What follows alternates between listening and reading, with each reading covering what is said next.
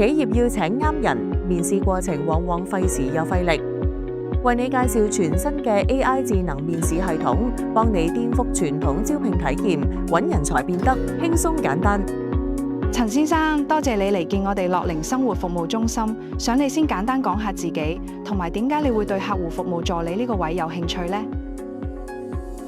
你好，我喺零售業累積咗豐富嘅客務經驗，平時亦有做長者義工。我好認同關愛中心推動樂齡生活嘅理念，希望可以發揮我嘅溝通技巧同耐性，為老人家提供最貼心嘅接待同支援，所以好有誠意應徵呢個職位。系統超級聰明，佢會自動讀取職位要求，為每個崗位度身訂造唔同角度嘅面試問題，仲會根據應徵者嘅 CV 同背景記錄，智能追問佢哋嘅實際工作經驗。想靠背稿過關？冇咁易 ，AI 幫你全方位睇清應徵者嘅真材實料。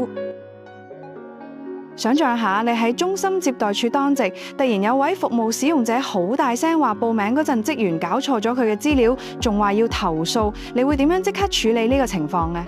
可以講下你嘅第一步同跟住會點做啊？第一時間我會保持冷靜，主動請佢去安靜角落坐低，飲杯水，避免影響其他使用者。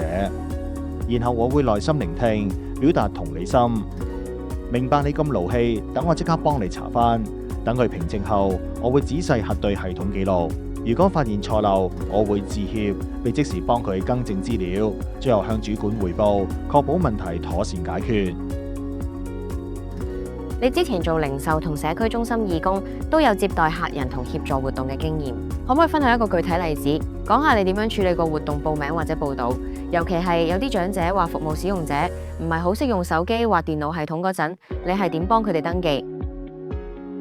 有次社區中心推行手機 QR Code 簽到，好多老人家唔識用而好彷徨。我主動用平板電腦，做咗幫佢哋輸入資料，完成登記，並備有紙本名單作後備。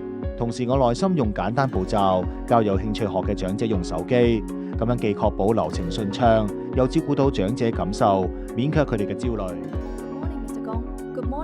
我哋嘅系統全面支援廣東話、英文或者其他國家語言，打破語言界限。無論係企業招聘定係內部晉升考核等唔同嘅面試場景，佢都可以完美駕馭。面試一完，唔使等 ，AI 即刻為你生成全面嘅評估報告。針對每一條問題嘅回答，系統都會作出精準分析同客觀評分，配合埋直觀嘅綜合能力分析雷達圖，應徵者嘅強弱項一目了然。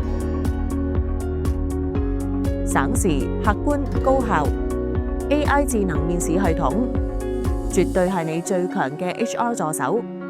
即刻聯絡我哋，體驗智能化招聘嘅未來啦！